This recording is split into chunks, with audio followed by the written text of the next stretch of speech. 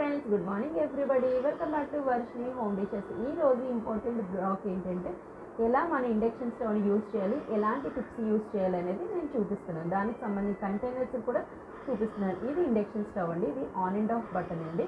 దీంట్లో ఉండే ఆప్షన్స్ చాలా ఆప్షన్స్ ఉంటాయండి. ఈ ఆన్ అండ్ ఆఫ్ బటను, ఆ తర్వాత మాన్యువల్ ఉంటుంది, తర్వాత మిల్క్ వాటరు, ఇది రోటీ దోశ ఆప్షన్, గ్రేవీ ఆప్షను, అలాగే చూడండి స్లో కుకింగ్ ఆప్షను, అలాగే heavy fry option and medium fry.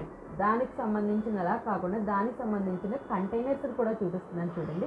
ఇవి ఇండక్షన్ స్టవ్ సంబంధించిన కంటైనర్స్ అండి. చూడండి, ఇవి కర్రీ చేయొచ్చు, పూరీ చేయొచ్చు, ఏదైనా చేయొచ్చు.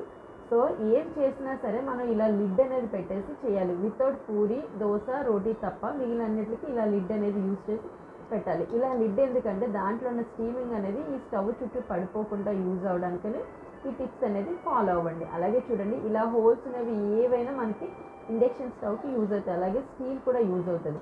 అలాగే చూడండి, దీనికి సంబంధించిన గరిట్లు స్పూన్లు ఉంటాయి కదా, ఇవి ఇండక్షన్ స్టవ్కి సంబంధించిన గరిట్లు స్పూన్లు ఇవి యూజ్ చేస్తుంది.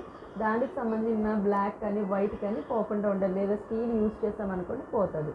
ఇది ఇండక్షన్ కుక్కర్ అండి. మామూలు కుక్కర్ కూడా యూజ్ అవుతుంది.